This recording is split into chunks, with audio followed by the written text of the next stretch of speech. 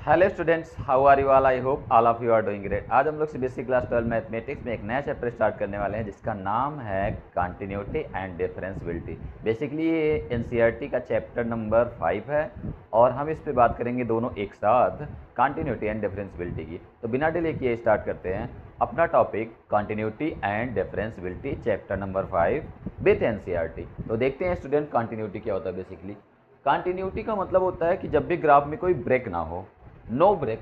Continuity means होता है no break, means अगर हमारे ग्राफ में कोई ब्रेक नहीं है तो हम बोलते हैं कि वो फंक्शन कंटिन्यूअस है। सिमिलरली डिफरेंशियबिलिटी क्या होती है? डिफरेंशियबिलिटी होती है no break and no sharp. इसका मतलब फंक्शन में हमारे ब्रेक नहीं होना चाहिए, कहीं पे गैप सा नहीं होना चाहिए, और दूसरा कोई शार्प सा पॉइंट नहीं दिखना चाहिए। शार्प का मतलब होता है इस तरह का पॉइंट, यहाँ पे एक शार्प सा दिख रहा है, लाइक अगर ऐसे बन गया ऐसे, तो यहाँ एक शार्प सा दिख रहा है। शार्प मतलब नुकीला होता है। तो कुल मिला के ग्राफ में अगर कोई नुकीला सा पॉइंट या शार्प दिख रहा है तो फंक्शन डिफरेंशिएबल नहीं होता है, और उस कंडीशन में ब्रेक भी नहीं मिलना चाहिए। इट मीन्स अगर हमारे पास फंक्शन में ब्रेक नहीं है और शार्प नहीं है तो फंक्शन हमारा डिफरेंशिएबल होता है। कंडीशन सारी ये होती है कि सबसे पहले उसका कंटिन्यूअस होना जरूरी होता है। अगर फंक्शन कंटिन्यूअस है तो ही डिफरेंशियबिलिटी की बात करेंगे, अदरवाइज हम डिफरेंशियबिलिटी की कोई बात नहीं करेंगे। अब कंटिन्यूटी बेसिकली हम पढ़ेंगे, उसके बाद कंटिन्यूटी ओवर होने के बाद हमारा जो टॉपिक होगा वो डिफरेंशियबिलिटी का होगा। जो जनरल बातें थी डिफरेंशियबिलिटी में, सीधी सी बात है कि ब्रेक नहीं होना चाहिए और शार्प नहीं मिलना चाहिए। बट अब हम बात करेंगे कंटिन्यूटी की। तो कंटिन्यूटी मीन्स होता है हमारे फंक्शन में कहीं भी ब्रेक नहीं होना चाहिए। लाइक अगर हमने ये ग्राफ ड्रा किया है, सपोज दैट ये हमारा ग्राफ है, और इस ग्राफ में अगर ध्यान से देखें तो हमारे पास कहीं ब्रेक सा नहीं दिख रहा है। ब्रेक का मतलब ग्राफ टूटा हुआ नहीं है। तो अगर टूटा हुआ नहीं है तो ये फंक्शन कंटिन्यूअस है अपने इंटरवल्स में या अपने एंड पॉइंट को लेकर। अगर ये इनिशियल पॉइंट है और ये एंड पॉइंट है तो इस पूरे इंटरवल में ये फंक्शन हमारा कंटिन्यूअस है। सिमिलरली इसकी बात करें तो ये फंक्शन यहाँ पे टूटा हुआ, ध्यान से देखें तो यहाँ एक गैप सा दिख रहा है, और अगर कंटिन्यूटी की बात करें तो ये फंक्शन में गैप नहीं होना चाहिए, और यहाँ पे गैप है तो ये फंक्शन डिसकंटिन्यूअस फंक्शन है। फंक्शन कैसा है? डिसकंटिन्यूअस है। इस पॉइंट पे फंक्शन हमारा डिसकंटिन्यूअस है। डिसकंटिन्यूअस का मतलब टूटा हुआ है। और ध्यान से देखें तो यहाँ से अगर हम यहाँ तक आए तो यहाँ फिर उसके बाद स्टार्ट हो गया, यहाँ इसके बीच में जो गैप दिख रहा है ये बता रहा है कि ये हमारा फंक्शन डिसकंटिन्यूअस है। सिमिलरली ये डिफरेंशियबिलिटी के लिए स्पेशली है कि फंक्शन में कोई शार्प नहीं होना चाहिए। फंक्शन कंटिन्यूअस तो है बट इसमें शार्प की वजह से ये डिफरेंशिएबल नहीं होगा। तो कुल मिला के ये डिफरेंशियबिलिटी के लिए, लेकिन ये कंटिन्यूअस है, ये फंक्शन कंटिन्यूअस है, ये डिसकंटिन्यूअस है, और ये भी कंटिन्यूअस है। तो हमारा ये और ये फंक्शन कंटिन्यूअस, और ये हो गया डिसकंटिन्यूअस। दिस पॉइंट पे डिसकंटिन्यूअस होगा। सिमिलरली एक और डेफिनेशन होती है जो कंटिन्यूटी के लिए इजली लेमैन लैंग्वेज मीन्स आम आदमी की परिभाषा में क्या बोलते हैं कि अगर हम पेंसिल को कहीं पे रख दें और बिना उठाए जहाँ तक ड्रा कर पाते हैं वहाँ तक का फंक्शन हमारा कंटिन्यूअस होता है। पेंसिल या पेन को कहीं भी रख के बिना उठाए जहाँ तक हम ड्रा कर पाते हैं वहाँ तक का फंक्शन हमारा कंटिन्यूअस होता है, और जहाँ हमने उठा लिया वहाँ से वो डिसकंटिन्यूअस हो जाता है उस दैट पॉइंट पे। तो ये लेमैन लैंग्वेज मीन्स आम आदमी की परिभाषा में सिंपली जब बिल्कुल बेसिक से बात की जाती है तब हम समझते हैं कि अगर हमने पेंसिल को रखा और पेंसिल को बिना उठाए जहाँ तक ड्रा किया वहाँ तक का फंक्शन हमारा कंटिन्यूअस है। अब इसके बाद हम इसके स्टैंडर्ड डेफिनेशन जिस पे हमें बात करनी है, बेसिकली मैथमेटिकल डेफिनेशन की बात करेंगे। स्टूडेंट्स अपने कंटिन्यूटी की डेफिनेशन सबसे पहला पॉइंट बात करेंगे इन लेमैन लैंग्वेज। लेमैन लैंग्वेज का मतलब होता है आम आदमी की परिभाषा में। तो आम आदमी की परिभाषा क्या कहती है? जब भी हम किसी ग्राफ को ड्रा कर रहे हैं, अगर हमने पेन को we need to pick up the pen, अगर पेन को उठाने की जरूरत पड़ी तो फंक्शन डिसकंटिन्यूअस है। अदरवाइज जहाँ तक हमारा पेन चल रहा है उस पर फंक्शन कंटिन्यूअस है। जैसे अगर मैं यहाँ एक ग्राफ ड्रा करना चाहता हूँ, मैंने यहाँ से स्टार्ट किया और ऐसे ऐसे यहाँ तक गया तो ये फंक्शन यहाँ से यहाँ तक का कंटिन्यूअस माना जाएगा।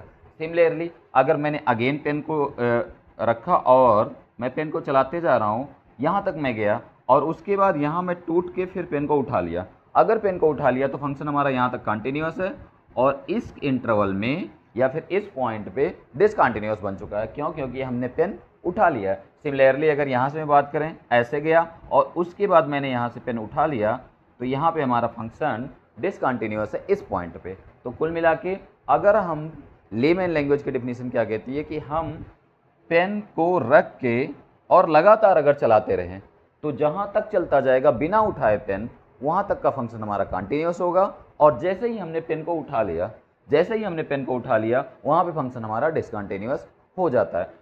पेन को उठाने के बाद फिर अगेन ड्रा करेंगे ना, तो यहाँ पे हमारा फंक्शन डिसकंटिन्यूस हो जाता है इस पॉइंट पे। तो I think student first point clearly समझ में आया होगा कि जो बेसिक डिफिनीशन है या फिर आम आदमी की परिभाषा में जो कंटिन्यूटी की डिफिनीशन है वो क्या होने वाली है। सिमिलरली इसमें ब्रेक भी नहीं दिख रहा है, बट यहाँ पे ब्रेक दिख जाता है। तो जो पहली डिफिनीशन थी नो ब्रेक वाली, नो ब्रेक भी यहाँ फुलफिल हो रहा है कि यहाँ पे कोई ब्रेक नहीं दिखता जब तक हम पेन या पेंसिल नहीं उठाते हैं। जैसे ही उठाते हैं हमें एक ब्रेक सा दिखता है, और ब्रेक दिखने का मतलब कि फंक्शन डिसकंटिन्यूअस हो चुका है। स्टूडेंट्स बात करेंगे पॉइंट नंबर 2 की। तो पॉइंट नंबर 2 बेसिकली क्या कहता है, if function f(x) is said to be continuous, if function f(x) is said to be continuous at x equal to a, कोई भी फंक्शन हमारा at x equal to a पे continuous होता है जब लिमिटिंग वैल्यू फंक्शनल वैल्यू के equal हो जाती है। Means limiting value is equal to functional value. इसको LB is equal to FV या ऐसे लव इक्वल टू फीवर भी कहते हैं। लव इक्वल टू फीवर हुआ, इसका मतलब कि फंक्शन कंटिन्यूअस है। Limiting value is equal to functional value या लव इक्वल टू फीवर बोलो, शॉर्ट फॉर्म में इसको हम बोल सकते हैं कि लव इक्वल टू फीवर हो गया तो हम कहते हैं कि हमारा फंक्शन कंटिन्यूअस है। सिमिलरली इसको मैथमेटिकली लिखने का क्या तरीका है कि हमारा फंक्शन कंटिन्यूअस होगा, इसको क्योंकि मैथमेटिकली हमें लिखना है तो मैथमेटिकली कैसे राइट करते हैं देखते हैं।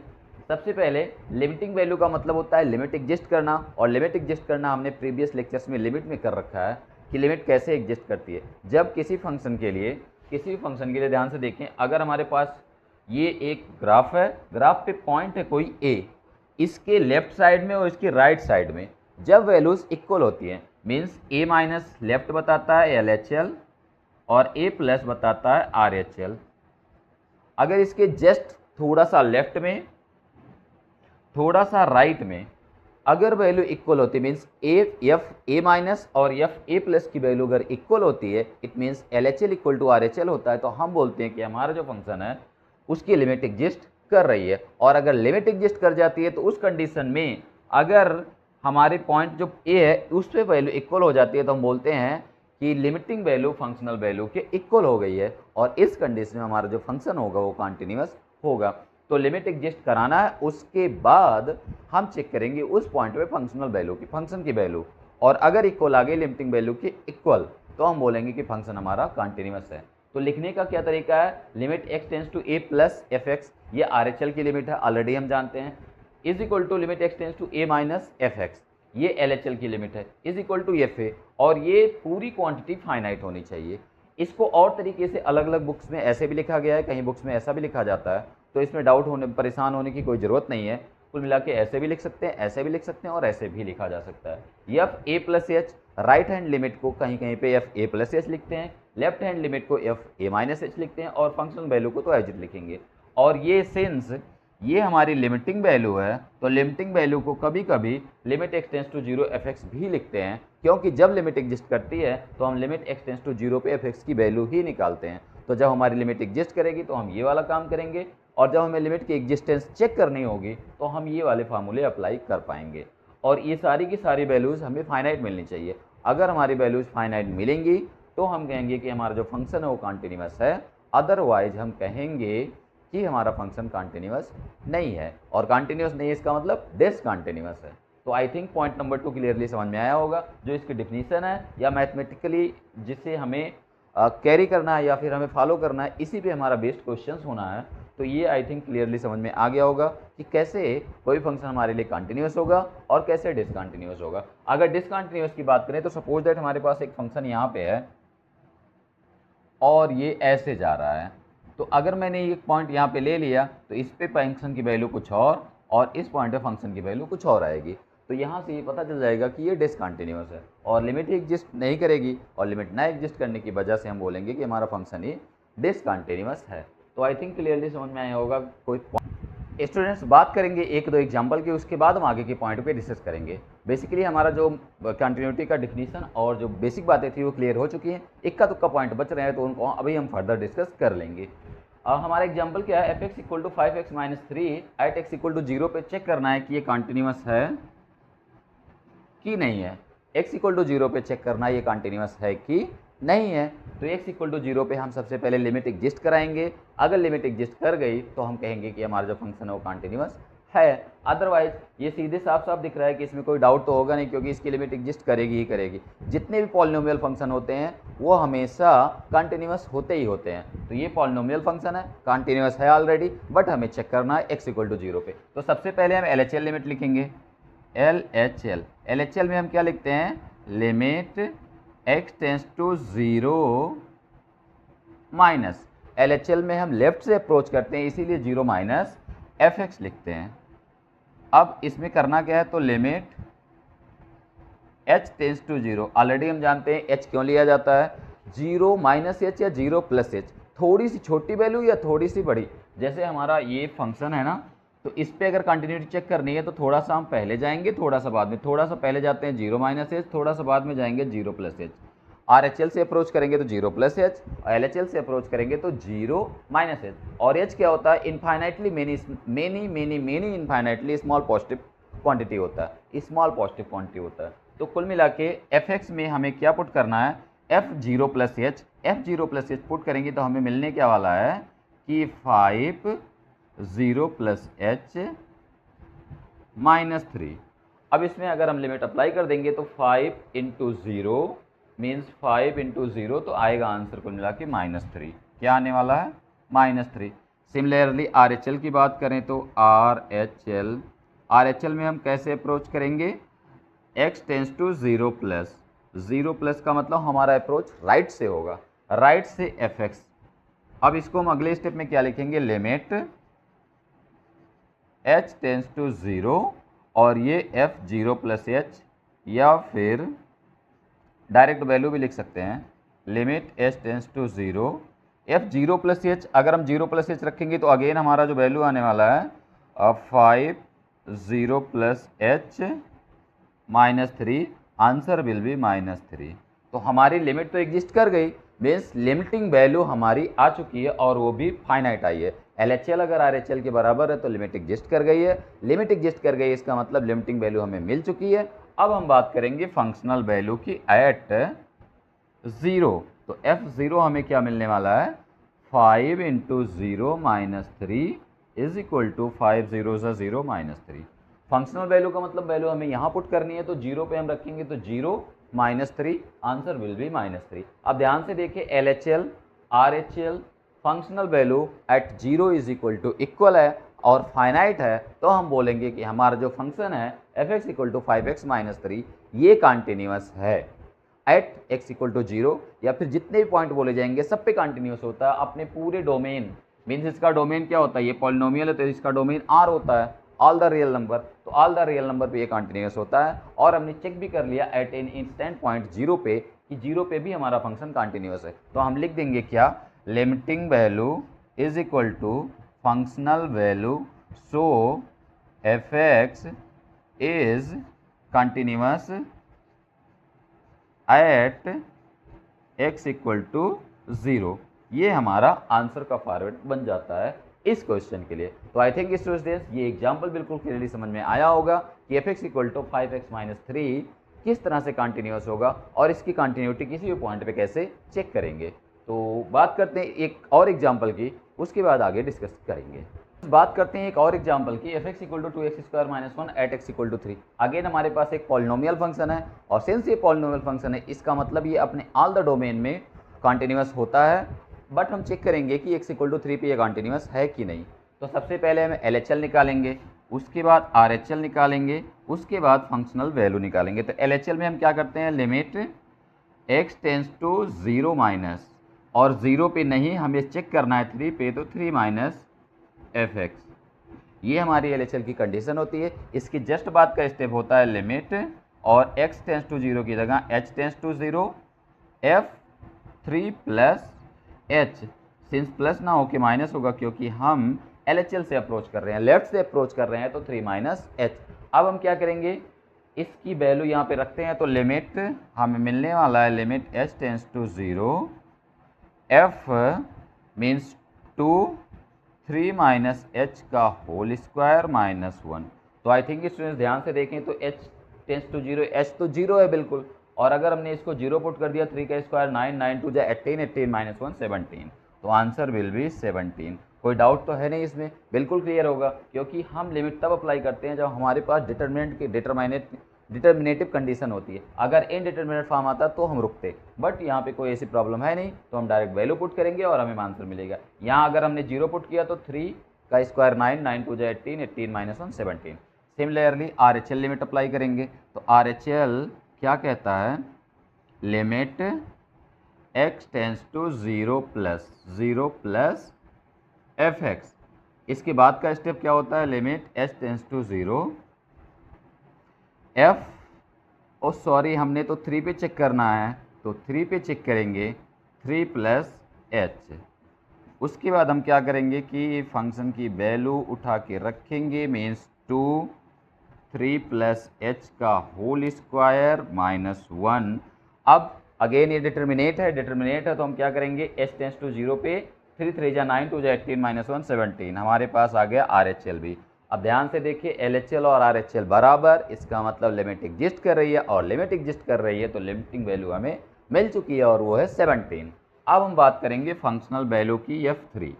तो F3 क्या होने वाला है students, 2 into 3 square minus 1, 2 into 3 square minus 1, तो आंसर विल बी 2 3 3 जा 9 टू जा 18 माइनस 17।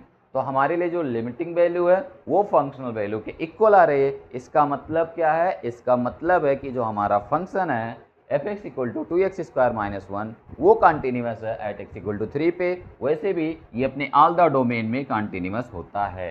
तो हम क्या लिखेंगे, limiting value is equal to functional value, so fx is continuous at x equal to 3। तो कुल मिला के आई थिंक क्लियरली समझ में आ गया होगा ये एग्जाम्पल। और अब हम जो बचे हुए पॉइंट हैं उस पर डिस्कस करते हैं। फ्रेंड्स बात करेंगे पॉइंट नंबर 3 की, और ये हमारे पास लास्ट पॉइंट है कंटिन्यूटी के डिफिनेशंस में। इसके बाद हम सीधे एग्जाम्पल्स और क्वेश्चंस की बात करेंगे। तो क्या कहता है point number 3, continuity at boundary point. अब बेसिकली बाउंड्री क्या होता है, तो बाउंड्री एक इंटरवल से कंटेन होता है। लाइक अगर हमारे पास कोई एक इंटरवल है तो उसकी दो बाउंड्रीज होती हैं, एक लेफ्ट बाउंड्रीज एक राइट बाउंड्रीज। अगर कोई हमारे पास क्लोज इंटरवल ए बी है तो उसकी एक बाउंड्री लेफ्ट बाउंड्री होगी और दूसरी बाउंड्री राइट बाउंड्री होती है। इसके बीच में अगर फंक्शन कंटिन्यूअस है तो उस कंडीशन में हम बाउंड्रीज पे चेक करते हैं कि एक ए पे और बी पे क्या कंटिन्यूअस है कि नहीं है। और बाउंड्री पे चेक करने का तरीका क्या होता है, तो a function y equal to F X in interval A B, close A B है ये, इसको बोलते हैं क्लोज इंटरवल ए बी। और अगर ऐसा ब्रैकेट लग गया है तो हम बोलते हैं ओपन इंटरवल ए बी, और ये कोई ब्रैकेट लगा हुआ है तो ये किसी भी इंटरवल में नहीं आता, ये पार्टिकुलर वैल्यूज़ के बारे में बताता है। तो ये क्लोज इंटरवल और ये ओपन इंटरवल। अगर कोई फंक्शन क्लोज इंटरवल में ए बी में डिफाइन है तो उस कंडीशन में हम क्या बोलते हैं, y is equal to F x, y is equal to F x is continuous at x equal to a. A के लेफ्ट में हमें जाना, क्योंकि सिंस ये लेफ्ट बाउंड्री है ना, अगर ये लेफ्ट बाउंड्री है तो हम लेफ्ट में ही चेक करेंगे। और लेफ्ट में कैसे चेक करेंगे, अब हम राइट में जाने लेफ्ट में चेक करना है ना, तो लेफ्ट में जाने के लिए हम लेफ्ट में तो जा ही नहीं सकते, तो केवल हम राइट पे तो चेक करेंगे। सिंस ये हमारी लेफ्ट बाउंड्री है और लेफ्ट बाउंड्री है तो इसका मतलब हम ये बाउंड्री पॉइंट पे अगर खड़े हैं तो इसके लेफ्ट में हम नहीं जा सकते। और जब हम लेफ्ट में नहीं जा सकते तो हम केवल RHL लिमिट चेक करते हैं। क्या चेक करते हैं, RHL। तो RHL ही लिखा हुआ है, limit x tends to a plus F X, ये RHL लिमिट को बताता है। इसका मतलब हमें फंक्शन के इधर ही चेक करना है। अगर सपोज दैट ये हमारा फंक्शन है, थोड़ी देर के लिए ये हमारा फंक्शन है और इस पॉइंट पे ये एंड पॉइंट है और यहाँ पे a ही है, तो हम इसके लेफ्ट में तो जा ही नहीं सकते हैं। और लेफ्ट में नहीं जाएंगे तो हम a प्लस राइट बाउंड्री पे ही तो चेक करेंगे। इट मीन्स a प्लस की वैल्यूज निकालेंगे, इसके इधर लेफ्ट में हम नहीं जा सकते हैं। तो कुल मिला के जब भी हमारे पास लेफ्ट बाउंड्री पे चेक करना होता है तो हम RHL लिमिट अप्लाई करते हैं, means limit x tends to a plus F X और फंक्शनल वैल्यू के इक्वल कराते हैं। और अगर ऐसा होता है तो हम कहते हैं कि हमारा फंक्शन उस पॉइंट पे कंटिन्यूअस है। सिमिलरली अगर राइट बाउंड्री की बात करें तो राइट बाउंड्री पे b है और b पे चेक करने का तरीका, हम किधर से नहीं जा सकते हैं, राइट में नहीं जा सकते। और जब राइट में जा ही नहीं सकते हैं तो राइट वाला चेक करने का क्या मतलब, इसका मतलब इसके हम लेफ्ट में चेक करेंगे, इसके लेफ्ट में चेक करेंगे। तो left means LHL limit apply करेंगे। तो limit x tends to b minus f x is equal to f b आ जाता है, तो हम बोलते हैं कि जो हमारा फंक्शन है वो कंटिन्यूस है एट पॉइंट बी या फिर at boundary point B. Boundary point B पे कंटिन्यूस है, और अगर ए पे कंटिन्यूस होना है तो हम राइट बाउंड्री, और बी पे कंटिन्यूस होना है तो लेफ्ट बाउंड्री को फंक्शनल वैल्यू के इक्वल कराते हैं। और एक कंडीशन होती है कि अगर इसके अंदर मीन्स ओपन इंटरवल में अगर हमारा फंक्शन कंटिन्यूस है तो बाउंड्री पे चेक करना है, अदरवाइज हमें बीच में भी चेक करना पड़ सकता है। ऐसा कोई रूल नहीं है कि ए और बी बाउंड्री पॉइंट पे चेक कर लिया तो बीच में फंक्शन कंटिन्यूस ही होगा। तो इसमें क्लियरली बता दिया गया है कि ओपन ए बी में हमारा फंक्शन कंटिन्यूस है। अगर ओपन ए बी में हमारा फंक्शन कंटिन्यूस है तब हम एंड पॉइंट या बाउंड्री पॉइंट पे चेक करेंगे कि फंक्शन हमारा कंटिन्यूस है कि नहीं, लाइक ए पे एंड बी पे, और इसके बीच में बोला गया है कि फंक्शन कंटिन्यूस है। सिंस ये ओपन इंटरवल है, अगर ओपन इंटरवल में हमारा फंक्शन कंटिन्यूस है तो हम boundary point close A B पे चेक करते हैं। तो आई थिंक स्टूडेंट्स क्लियरली ये बात समझ में आ गई होगी कि कैसे हम बाउंड्री पॉइंट पे फंक्शन को चेक करेंगे कि वो कंटिन्यूस है या फिर नहीं है। अब इसके बाद हम बात करेंगे एग्जाम्पल्स और क्वेश्चंस की कंटिन्यूटी पे बेस्ड, और कंटिन्यूटी खत्म होने के बाद हम सीधे आएंगे डिफरेंशियबिलिटी फिर डेरिवेटिव पे। आज के लेक्चर को यहीं क्लोज करते हैं स्टूडेंट्स, तब तक के लिए टेक केयर।